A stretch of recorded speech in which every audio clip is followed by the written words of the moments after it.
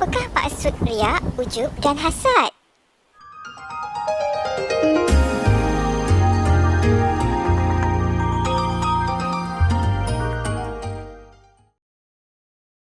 Bismillahirrahmanirrahim. Alhamdulillahirabbilalamin.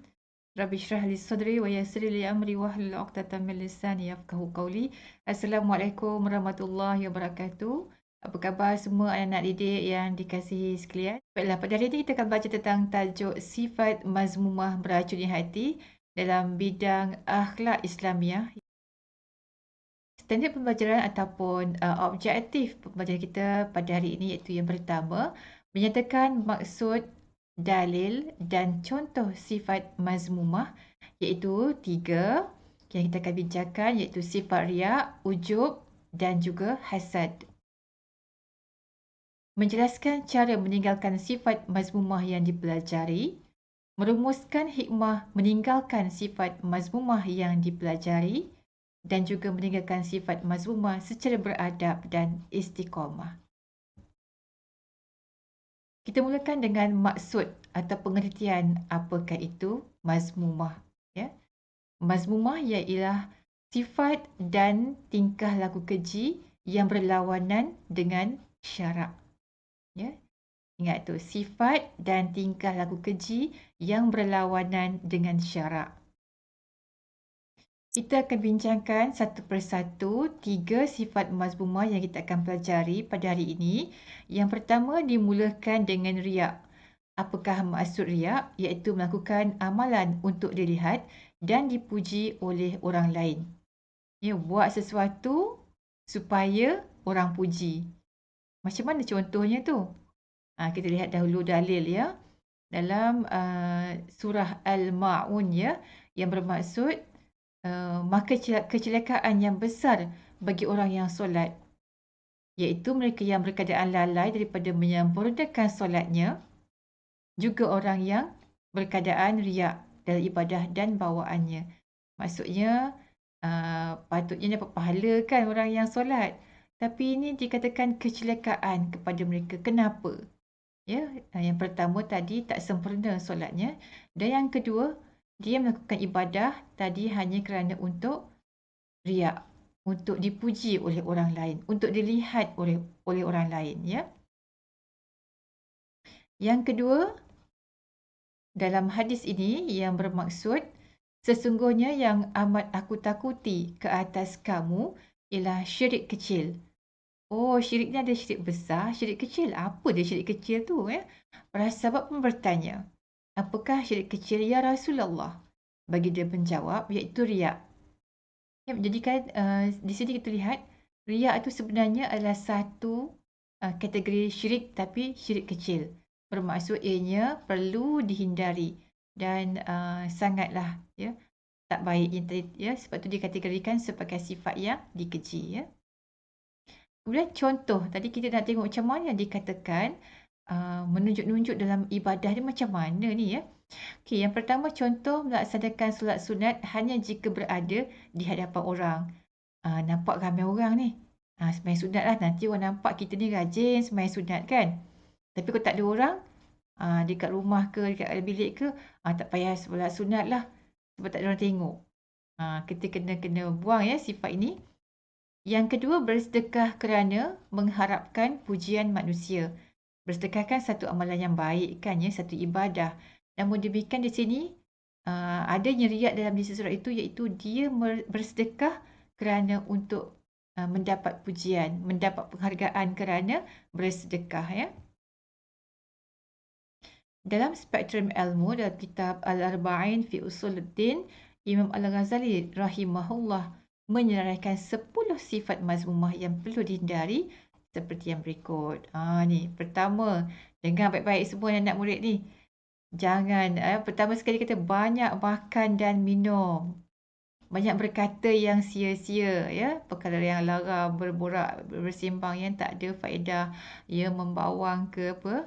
Yang ketiga, pemarah. 4, hasad dengki. Yang kelima, kasih kepada harta. Maksudnya sampai menjadi bakhil, sayang sangat dengan harta dia sampai bakhil ya. Itu tak boleh. Kita boleh sayang harta tapi jangan terlalu.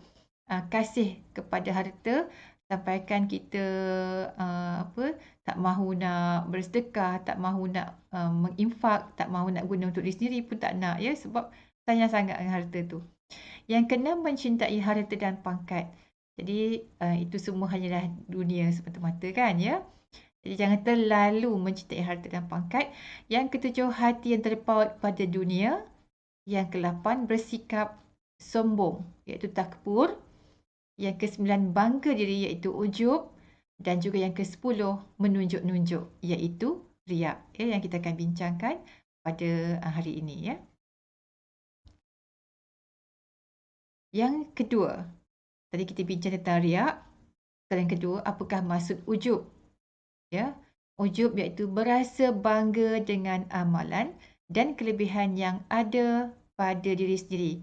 Jadi 2 poin kat sini kita lihat, ya, yang nak murid semua, iaitu yang pertama, dia kata dia bangga dengan amalan. Amalan yang dia buat, ya, sama ada dia tu solat, puasa, haji, zakat dan sebagainya, dan kelebihan yang ada pada diri dia, sama ada dia seorang yang pandai, seorang yang berbakat, seorang yang ada kelebihan-kelebihan tertentu, ya. Kemudian kita tengok di sini apakah dalil larangan sifat ujub, ya, dekat sini dalam surah At-Taubah ayat yang ke-25. A'udzubillahi minasyaitanirrajim. Idza ajabatkum kathratukum falam tughni 'ankum syai'a. Ya, firman Allah yang bermaksud iaitu semasa kamu berasa megah dengan sebab bilangan kamu yang ramai, maka bilangan yang ramai itu tidak mendatangkan faedah kepada kamu sedikit pun. Maksud kat sini dia rasa dia dah ramai, bilangannya ramai, dia rasa megah, rasa bangga. Jadi kat sini berbangga-bangga itu adalah sifat mazmumah. Kemudian kita lihat yang seterusnya daripada hadis Rasulullah SAW. Abu Hurairah radhiyallahu anhu meriwayatkan bahawa Rasulullah SAW bersabda, maksudnya, pada suatu ketika, seorang lelaki berjalan dengan pakaian yang membanggakan dirinya. Serta rambutnya disikat dengan rapi dan berlagak sombong ketika berjalan. Lalu Allah SWT membenamkan ke dalam bumi. Maka dia terus-menerus meluncur ke dalam bumi sehinggalah hari kiamat.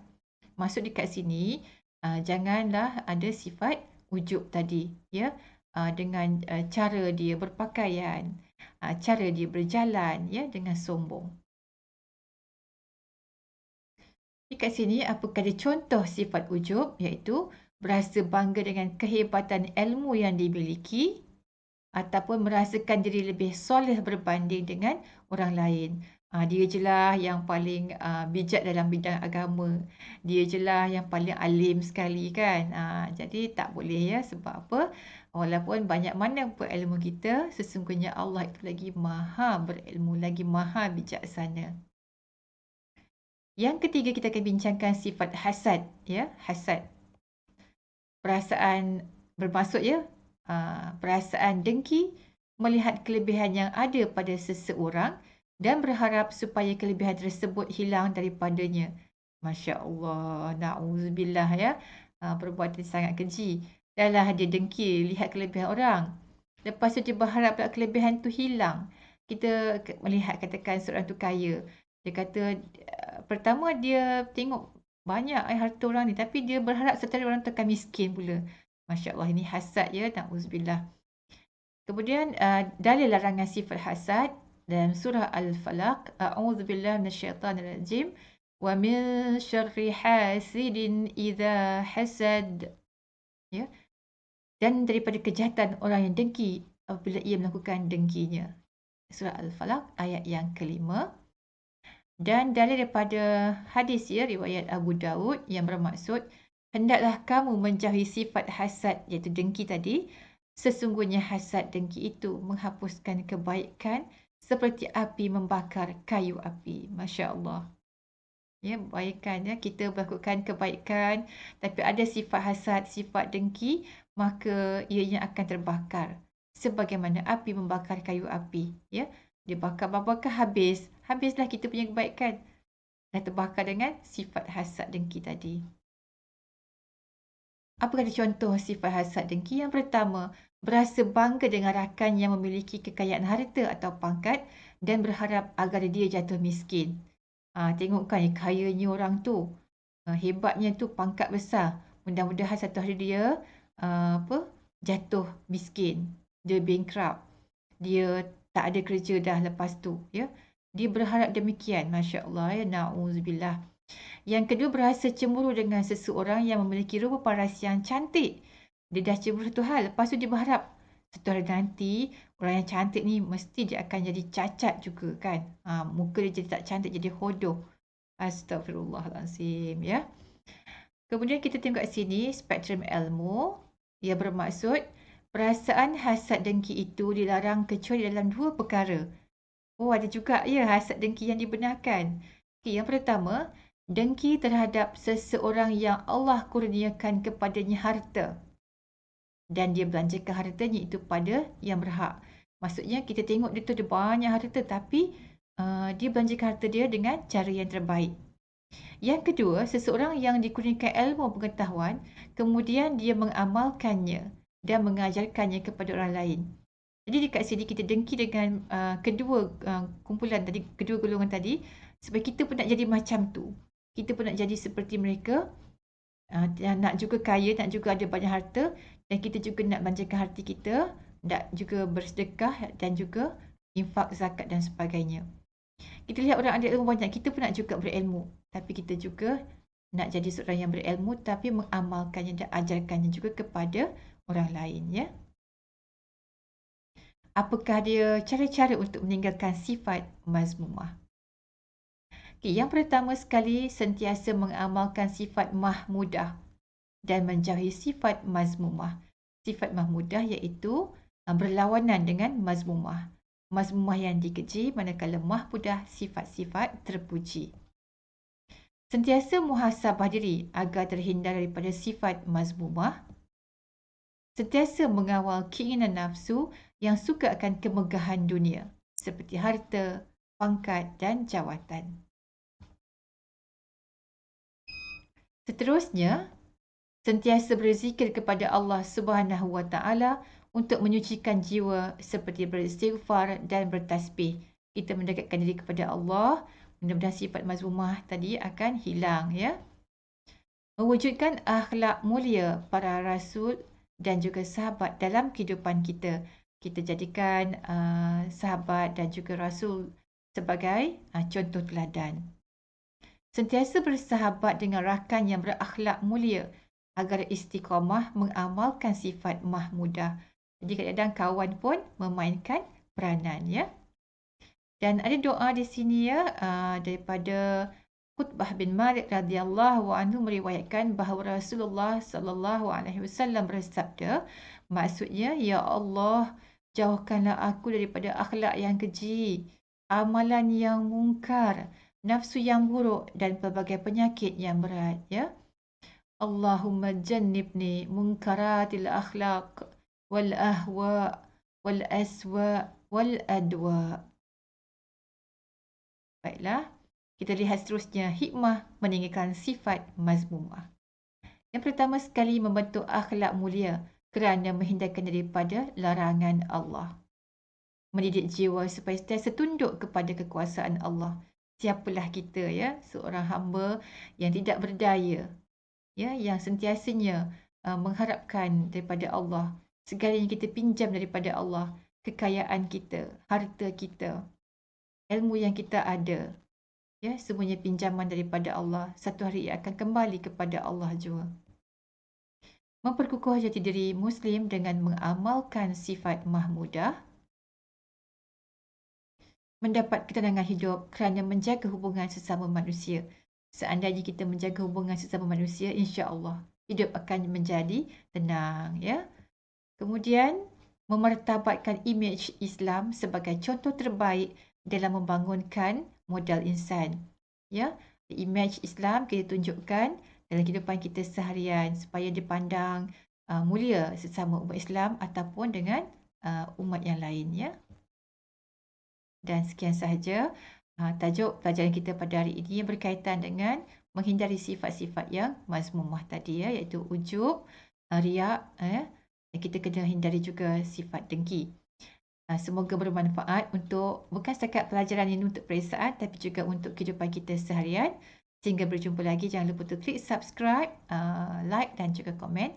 Didoakan semoga semuanya berjaya dalam kehidupan, berjaya dalam peperiksaan SPM, berjaya dunia dan juga di akhirat insya-Allah. Assalamualaikum warahmatullahi wabarakatuh.